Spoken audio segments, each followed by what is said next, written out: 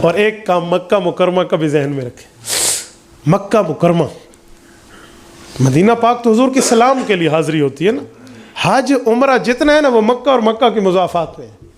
یہ علماء بیٹھے ہیں، ان سے پوچھ لے، بیت اللہ، حجر اسود، حتیم، مقام ابراہیم، چاہے زمزم، صفا، مروہ، مینا، عرفات، مزدلفہ، یہ سارے کے سارے مکہ اور مکہ کے مضافات میں ہیں.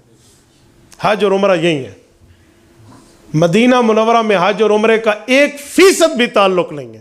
تو مدینہ کیوں جاتے ہیں؟ سرکار کی خدمت میں سلام پیش کرنے کے لیے. اور ایک جملہ مزید کہوں، حضرت شیخ الہند مولانا محمود حسن دیوبندی رحمہ اللہ کا فرماتے ہیں، عقیدت پر اجران کو چھوڑ کے اجرن ہم لیتے ہیں. اب اس کی تشریح پیش کر رہا ہوں. فرماتے تھے کہ خانہ کعبہ میں ایک نماز کا ثواب، بولیے تھک گئے ہیں آپ، ایک نماز کا ثواب 1,00,000 کے برابر، اور حضور علیہ السلام کی مسجد میں ایک نماز کا ثواب 50,000. اچھا، اس پر بھی ایک بات آپ کو سمجھاؤں. کچھ لوگ کہتے ہیں 1,000 کا ثواب ملتا ہے. حدیث میں 1,000 بھی ہے، 50,000 بھی ہے، دونوں ہیں. حجت اللہ فی الارض رئیس المناظرین مولانا محمد امین صفدر اکاڑوی، اللہ اس کی قبر پہ کروڑوں اربوں رحمت نازل فرمائے، وہ فرماتے تھے کہ ایک بار میں مدینہ پاک جا رہا تھا مکہ مکرمہ سے، تو ایک شخص مجھے ملا. انہوں نے کہا تم دیوبندی کہتے ہو حضور علیہ السلام کی مسجد میں ثواب ملتا ہے 50,000، صحیح حدیث میں 1,000 ملتا ہے، وہ جو 50,000 ہے وہ ضعیف حدیث ہے. تو حضرت اکاڑوی فرماتے ہیں اب میں سمجھتا تھا کہ عقیدے کی بات تو نہیں ہے کہ صحیح اور ضعیف کا اس پہ بحث ہو. تو کہتے میں نے سمجھانے کی کوشش کی، اس کے پلے کچھ نہیں پڑتا تھا، وہ ویسے اوپر کی منزل اس کی خالی تھی. تو انہوں نے اسے کہا کہ یار ایک دعا کر لیتے ہیں. انہوں نے کہا کیا؟ انہوں نے کہا جی دعا کرتے ہیں. میں کہتا ہوں اللہ اس کو صحیح حدیث والا ثواب دے دے، مجھے ضعیف حدیث والا ثواب ایک ہی ملے نا. تو وہ آمین نہیں کہتا تھا اس پر. تو حضور علیہ السلام کی مسجد میں کتنا ثواب ہے؟ 50,000. تو حضرت مولانا شیخ الہند فرماتے ہیں کہ امت محمدیہ کی اپنے پاک نبی سے محبت دیکھیں، اس امت کی اپنے نبی سے پیار کی جھلک کو دیکھیں.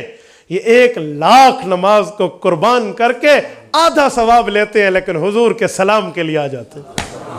حالانکہ زیادہ ثواب تو وہاں ہے، اس کو چھوڑ جاتے ہیں. میں مدینہ منورہ جا رہا تھا، مکہ مکرمہ کی بات کر رہا ہوں. میرے ساتھ بھائی حبیب تھے، اللہ ان کو جزائے خیر فرمائے.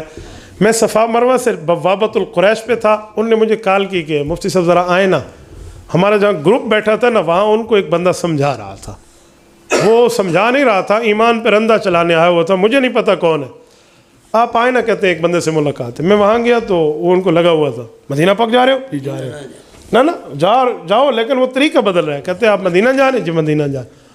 کیا نہیں؟ ہاں جزاک اللہ. کیا کس چیز کی نیت کر رہے ہو؟ صاحب نے کہا آقا نامدار صلی اللہ علیہ وسلم کو سلام کرنے کی نیت سے حضور کی قبر مبارک کی زیارت کے لیے جا رہے ہیں. اس نے کہا نہیں، اللہ کے بندے سادے بندے کو صحیح نیت کرو. تو ہمارے حاجی سادے ہوتے ہیں بیچارے. انہوں نے کہا جی ٹھیک ہے، آپ ہمیں صحیح نیت سمجھا دیں. انہوں نے کہا جی صحیح نیت یہ ہے، تم مسجد نبوی کی زیارت کی نیت کرو. حضور کے روضے کی زیارت کی نیت کا کوئی فائدہ نہیں ہے، وہ تو قبر ہے، مٹی کی کوئی زیارتیں ہوتی ہیں. تم مسجد نبوی کی نیت کرو. تو کچھ لوگ پریشان ہونے کا ٹھیک ہے، پھر تھرو پراپر چینل نیت ہے نا، مسجد ٹو مسجد جا رہے ہیں تو پھر مسجد کی نیت کریں گے. تو اتنے میں حبیب بھائی نے میں جب آیا نا، میرے سر پہ ویسے اتفاقاً ٹوپی تھی، اب تو پگڑی ہے نا. تو ملے السلام علیکم. انہوں نے مجھے کہا صوفی صاحب کیا حال ہے؟ کہتے لگ دے تھوڑا کوئی سروزہ لگا ہوئے. وہ یہیں فیصلہ بات کر. میں نے کہا جی الحمدللہ میں تبلیغ سے وابستہ ہوں. میں نے کہا جی مجھے بھی ذرا نیت سکھا دے، میں تھوڑی صحیح کر لیتا ہوں. اب وہ اس نے بھی الف بات صاحب مجھے پڑھانا شروع کیا نا. تو کہتے جی نیت مول صاحب ٹھیک کر لو. صوفی صاحب نیت ٹھیک ہونی چاہیے. اے تسی مسیت نیت کر لو. وہ پوری اپنی اس نے ترتیب شروع کی. میں نے کہا جی مسجد نبوی کی نیت کروں؟ کہتے ہاں. میں نے کہا کیوں؟ کہتے مولانا اللہ کے گھر کی نیت کریں. میں نے کہا اللہ کا گھر تو یہ بھی ہے جہاں میں بیٹھا ہوں، اسے چھوڑوں کیوں؟ پھر وہ اللہ کا گھر جانا زیادہ ضروری ہے.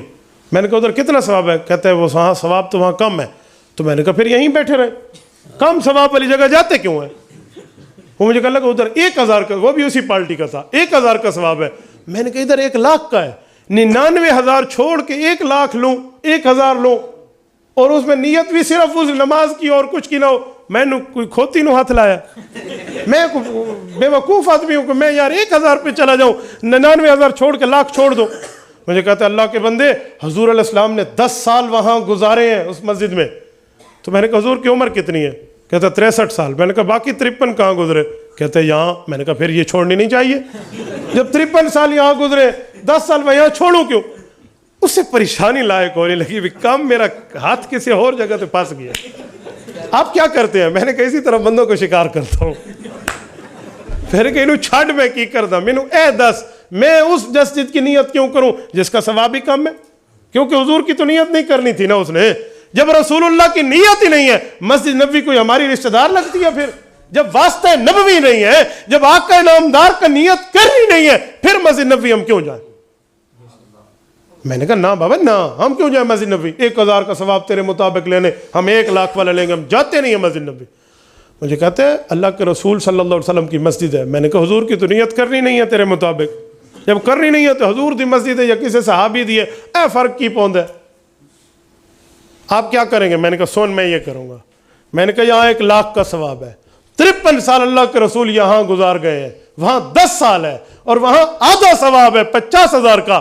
لیکن میں 1 لاکھ نماز نہیں 1 کروڑ نماز بھی ہونا حضور کی زیارت کی نیت پہ قربان کر دوں. 1 کروڑ نماز کا ثواب کیوں نہ ہو, میں تو آقا نامدار کی زیارت کی نیت پہ جا رہا ہوں اور تو میری اس نیت پہ ڈاکہ ڈال رہا ہے. مجھے کہتے ہیں مولوی صاحب اب تو آپ سفر میں جا رہے ہیں, جلدی میں ہیں, آپ بس رابطے میں رہنا, پھر انشاءاللہ اس پر تفصیلی بات کریں گے. میں نے کہا نہیں میں ابھی کروں گا, میں ابھی, تو پھر میرے ملنا ہی کوئی نہیں, میں ابھی کروں گا. اچھا چلو آپ جلدی میں نہیں ہو تو میں جلدی میں. اس نے پتلی گلی پکڑی وہاں. شرم نہیں آتی اللہ کے گھر میں بیٹھ کے لوگوں کو ایمان پر رندہ چلاتے ہیں. یار مسجد نبوی کو عزت ملی ہے, مسجد نبوی کو اعزاز ملا ہے, مسجد نبوی کو احترام ملا ہے, مسجد نبوی کو رتبہ ملا ہے, مسجد نبوی کو مرتبہ ملا ہے, مسجد نبوی کو درجہ ملا ہے, تو سرکار کے قدموں کی خاطر, رسول اللہ صلی اللہ علیہ وسلم کی ذات اقدس کی خاطر. اگر حضور نہ ہوتے اس مسجد میں تو وہ مسجد اور یہ مسجد میں فرق کیا رہتا پھر؟ یار جس ذات کی وجہ سے اس کو عزت ملی, جس ذات کی وجہ سے اسے رتبہ ملا, جس ذات کی وجہ سے اسے مرتبہ ملا, ہم اس کی نیت نہ کریں, اس سے بڑی بد نصیبی کی بات کیا ہوگی؟ تو اسی لیے اللہ آپ کو لے جائے نا تو کعبہ شریف جائیں اللہ کی نیت سے, اور روضہ پاک جائیں رسول اللہ کی نیت سے. میں قربان جاؤں بانی تبلیغی جماعت حضرت مولانا محمد الیاس دہلوی رحمۃ اللہ علیہ پر, شیخ الہند کے مایہ ناز شاگرد ہیں. حضرت شیخ زکریا لکھتے ہیں چاچا جان جب بھی بمبئی کے جہاز سے بیٹھ کر جدہ اترتے تو پہلے مسجد نبوی جاتے, پھر خانہ کعبہ تشریف لاتے. ایک دن کسی نے پوچھا حضرت آپ ہمیشہ مسجد نبوی پہلے تشریف لاتے ہیں, آپ خانہ کعبہ پھر آتے ہیں؟ کہا وجہ؟ تو 2 جواب دیے. کہا میرے پاک پیغمبر مسجد نبوی سے نکل کے جس جگہ سے احرام باندھتے پھر کعبہ آتے, میں بھی اس جگہ سے احرام باندھ کر کعبے آتا ہوں.